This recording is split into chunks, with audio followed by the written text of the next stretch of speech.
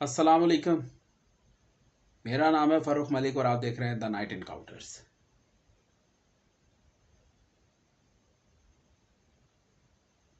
ये जो कहानी मैं रिकॉर्ड कर रहा हूँ, ये जो सुना रहा हूँ ना, मैंने 3 बार कोशिश की कि इस कहानी को मैं सुना सकूं, लेकिन 3 की 3 बार इरादा किया और तर्क कर दिया। सोचा शायद अभी मौका नहीं है। एक दफ़ा सोचा कि अभी शायद मौका नहीं है। दूसरी दफ़ा कहानी को रिकॉर्ड करने के लिए बैठा तो लाइट चली गई, फिर बंद कर दी।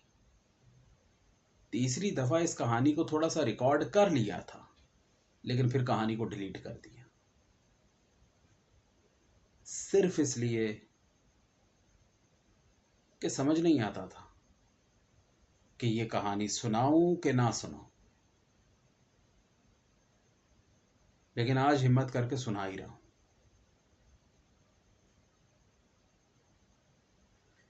मैंने पिछले पार्ट में जिक्र किया था, ये कहानी मेरे दिल के बड़े करीब है। वो दिल के करीब इस वजह से है कि इस कहानी ने मुझे अंदर से झंझोड़ा था।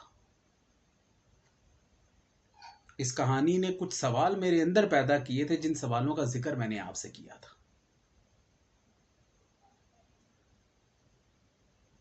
इसलिए मैंने वो आपसे 3 सवाल पूछे थे।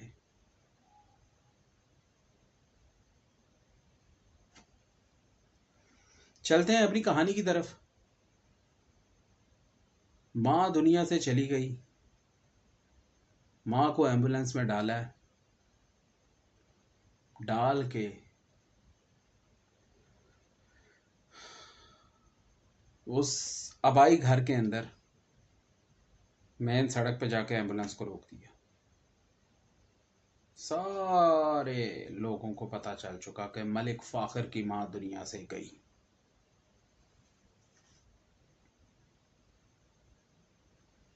रिश्तेदार हों, मोहल्लेदार हों, इलाकेदार हों, सब लोग आए।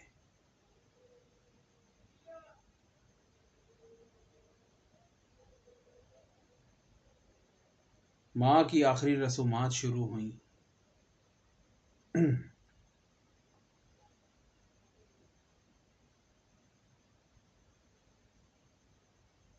और फिर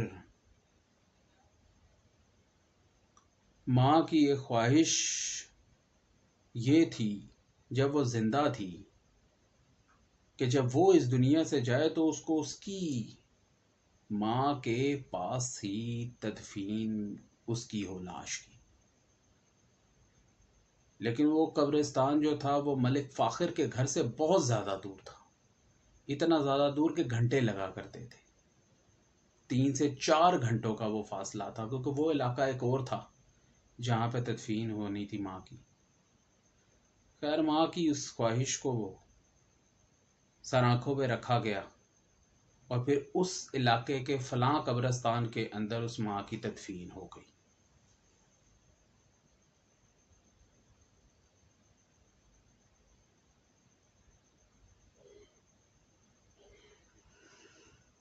सारे रिश्तेदार अपने अपने घरों को चले गए। मलिक फ़ाखिर, इलाके वाले, मोहल्ले वाले अपने अपने घरों को चले गए। लेकिन मलिक फ़ाखिर ने तो अपने उसी घर के अंदर आना था जहाँ पे माँ के साथ टाइम गुजरा था। वो आया। खाली घर, खामोश घर। उसका दिल नहीं कर रहा था कि वो घर के ताले के अंदर चाबी डाले और खोले। आगे सामने कमरा था, सामने कमरे में बेड था, बेड पे तो उसकी माँ लेटा करती थी। अब तो वो वहां पे होगी नहीं।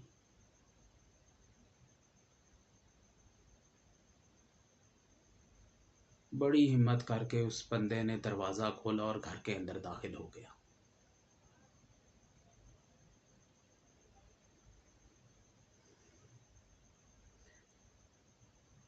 वो खामोशी, वो तन्हाई उसको काट रही थी। आधा घंटा घर के अंदर रुका होगा, घर को जल्दी से बंद किया, सड़कों पे निकल गया।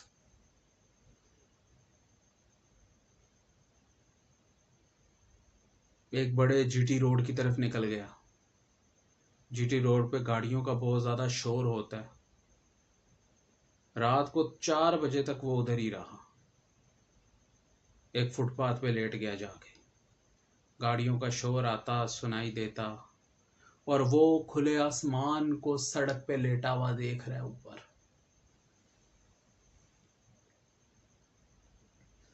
और सोच रहा कि ये हुआ क्या।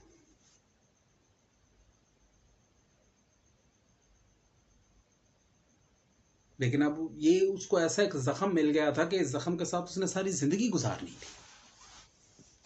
लेकिन ये जख्म पहला जख्म था।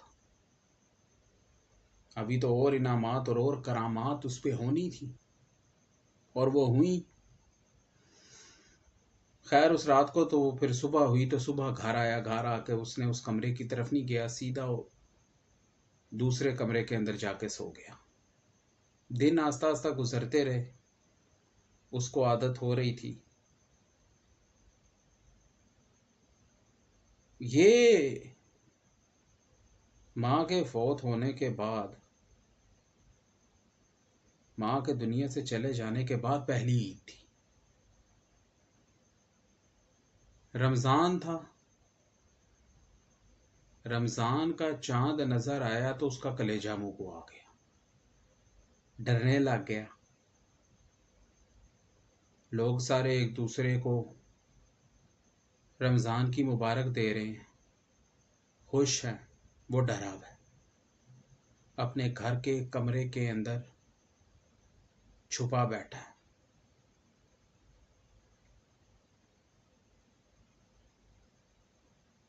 बाहर शोर हो रहा है,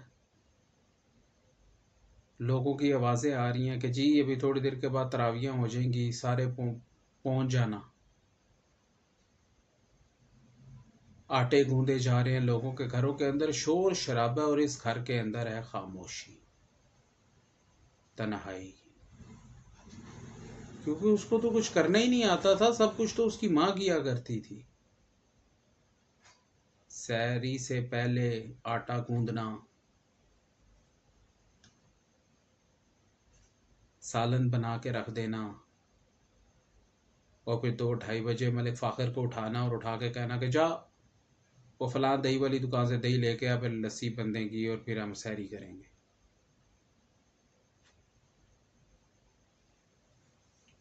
वैसा कुछ भी नहीं हो रहा था। एक अकेला कमरा, उस कमरे का दरवाजा बंद, और बेड पे बैठा हुआ है मलिक फाखिर। आस्ता आस्ता आस्ता आस्ता मोहल्ले की आवाजें आनी बंद हो गई। रात हो गई। वो पहला रोजा उस पर बड़ा भारी था, लेकिन दिल कड़ा करके उसने वो टाइम गुजारा। रिश्तेदारों ने घर में आना छोड़ दिया था।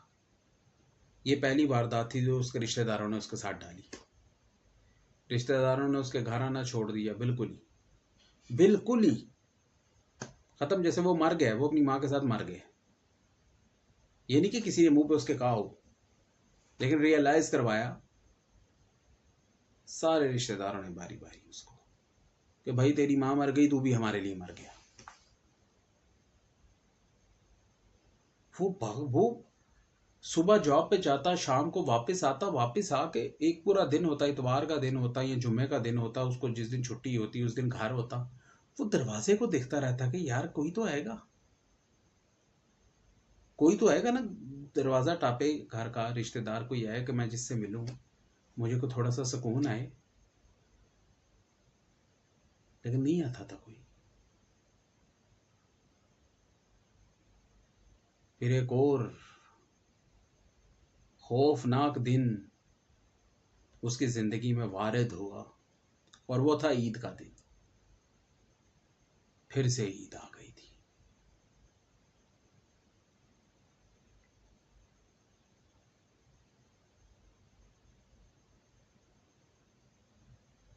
चांद रात थी और वो अपनी माँ के बिस्तर पे लेटा हुआ था। कमरे में कोई भी नहीं था और वो फिर भी बातें किए जा रहा था कि माँ जी याद है आपको कि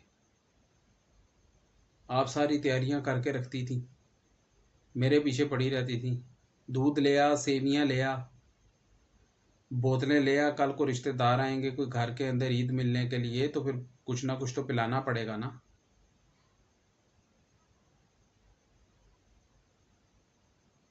माँ जी पता नहीं कितने दिन हो गए हैं कि मैं बाहर से खाना खा रहा हूँ, मेरी सहरी अफ्तारी का कोई नहीं ख्याल करता। मैं कब सहरी करता हूँ कब इफ्तारी करता हूँ मेरे से नहीं कोई पूछ रहा। आपको याद है एक दफ़ा अफ्तारी पे मुझे किसी बात पे गुस्सा आ गया था, मैंने इफ्तारी नहीं की थी, तो आप मेरे पीछे पीछे प्लेट लेके भाग रही थी कि कुछ खा ले रोज़ा खोल ले, कुछ खा ले रोज़ा खोल ले। माँ जी आपको मेरी फिक्र होती थी तो लगता था कुल कायनात को मेरी फिक्र है, लेकिन ऐसा नहीं था। आज देखे ना फिर से रोज़े आ गए, सुबह ईद है, रोज़े भी गुजर गए। माँ जी घर का दरवाज़ा, घर के किचन का दरवाज़ा लॉक है। अब सारी के टाइम नहीं उसको कोई भी खोलता। माँ जी मैं ऊपर बैठ के मोबाइल नहीं देख रहा हो तो मुझे नहीं आवाज़ आती कि नीचे आ सैरी कर ले, नीचे आ दही ले आ।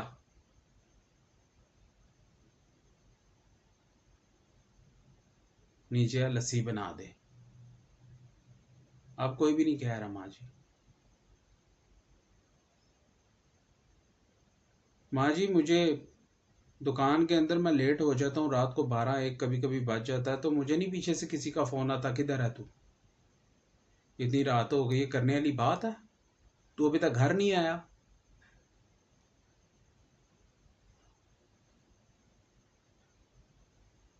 माँ जी कोई भी नहीं कह रहा, कोई भी नहीं कह रहा।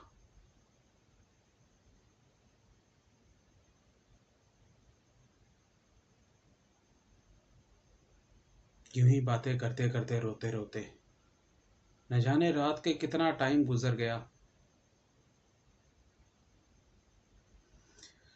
वो उस माँ अपनी माँ के कमरे से उठा और उठ के अपने कमरे के अंदर आके लेट गया।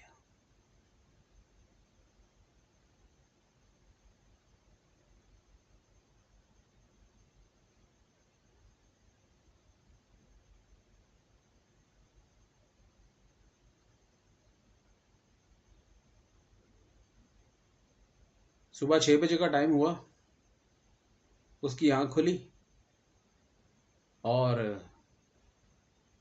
वो नहाया,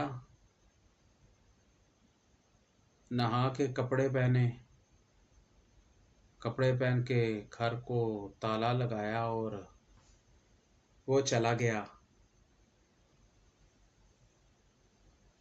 मस्जिद में। बयान हुआ, नमाज हुई, खुतबा हुआ।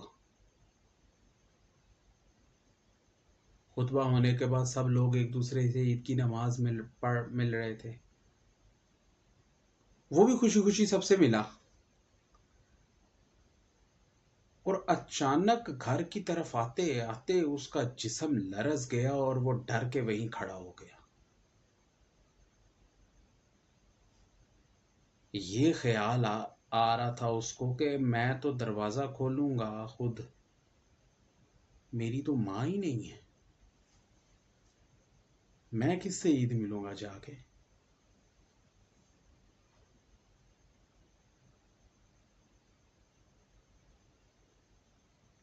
आज जब मैं अपने घर का दरवाज़ा खोलूंगा तो किचन की लाइट बंद होगी और अंदर अंधेरा होगा, दरवाज़ा बंद होगा किचन का।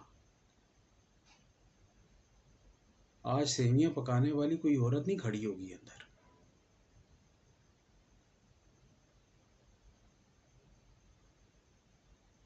वो डर गया, अब वो डरते हुए घर नहीं जा रहा, लेकिन क्या कर सकते हैं, जाना तो होता है।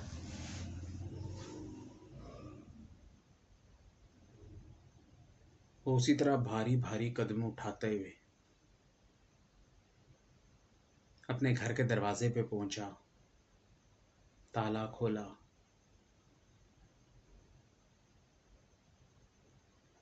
ताला खोल के मेन दरवाज़ा घर का खोला और अंदर दाखिल हुआ। और अंदर एंटर होते ही अस्सलाम वालेकुम, उसने सलाम किया, कोई जवाब नहीं आया।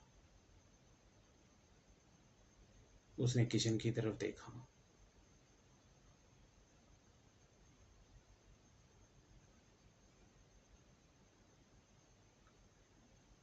किचन का दरवाज़ा बंद, लाइट बंद है। उसने किचन के दरवाजे को खोला, लाइट ऑन की, किचन को देखा सारा। किचन बिल्कुल साफ है, चूल्हे पे कोई पतीला नहीं है। उसने लाइट बंद की, दरवाज़ा बंद किया और आगे बढ़ गया और अपनी माँ के कमरे का दरवाज़ा खोल दिया। वहाँ की भी लाइट बंद है। लाइट बंद में ये अपनी माँ के बिस्तर पे लेटा और फूट फूट के रोने लग गया। रो रहा है, बिलक रहा है और रोते रोते सिर्फ एक बात कह रहा है, ईद है, मेरी माँ नहीं है। मुझे सेवियां पका के खिलाने वाली मेरी माँ नहीं है। मुझे सीने से लगा के ईद मिलने वाली मेरी माँ नहीं है। मेरे नाज नखरे उठाने वाली मेरी माँ नहीं है। ईद है पर मेरी माँ नहीं है।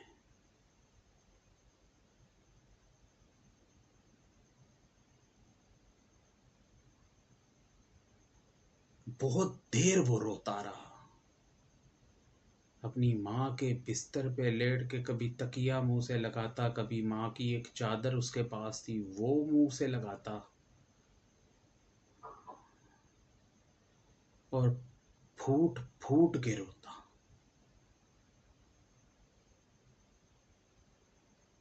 लेकिन सरवाइव तो करना होता है ना। ईद का वो दिन गुजर गया।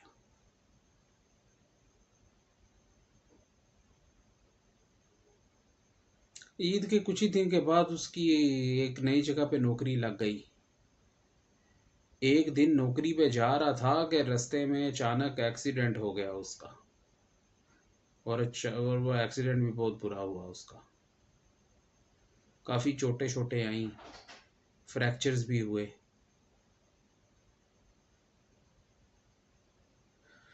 खुद ही गिरा, खुद ही उठा, खुद ही हॉस्पिटल गया, खुद ही अपना इलाज करवाया और इलाज करवा के जो ज़रूरत की दवाइयाँ थी वो ली और ले के वो घर आ गया। डॉक्टर ने उसको ये बताया कि तुम्हारी जो रीढ़ की जो हड्डी है ना उसका एंगल बदल गया है, तुम्हें 1-2 माह तक ज़मीन पे लेटना पड़ेगा। अब ये एक नई वारदात स्टार्ट होने वाली है जो उसके रिश्तेदारों ने उसके साथ डाली। अब ये एक अपनी नौयत की एक अजीबो गरीब और अनोखी वारदात है। वो वारदात ये थी कि जब उसका एक्सीडेंट हुआ और वो घर आया और डॉक्टर्स ने तो साफ कह दिया और अब उसने अपनी कंपनी को भी बताया कि अपनी रिपोर्ट्स, अपने एक्सरे जो हैं, तस्वीरें खींच खींच के उसने भेजी कि मेरे साथ ये हो गया है। कंपनी ने कह दिया कि ठीक है, हम आपको रेस्ट पीरियड देते हैं 1-2 माह के लिए, आप अगर आप नहीं हो तो ठीक है, आपकी जगह हम वो जो है फ्रीज कर देते हैं, आप 2 माह के बाद दोबारा ज्वाइन कर लेना। कंपनी ने एज सच किसी भी किस्म का जो है ना कोई सहूलत किसी भी किस्म की उस लड़के को, मलिक फ़ाखिर को नहीं दी। अब 2 माह के लिए वो घर है, 2 माह के लिए चीज़ें तो नहीं रुकेंगी। बिजली के बिल भी आएंगे, सुई गैस के बिल भी आएंगे, बाकी बिल, यूटिलिटी बिल्स भी होंगे, खाना भी है। खाना अब वो पका तो नहीं सकता, तो वो जिस तरीके से मतलब कि उसको ज़्यादा पैसों की ज़रूरत होगी।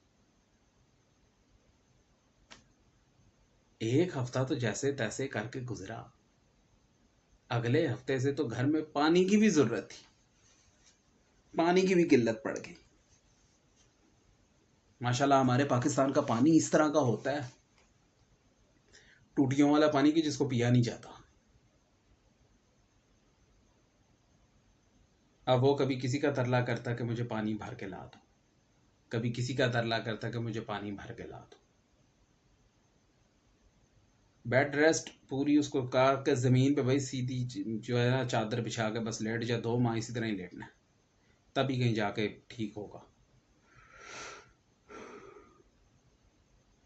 लेकिन जैसे तैसे करके उसने वो अपना टाइम पीरियड भी गुजार लेना था।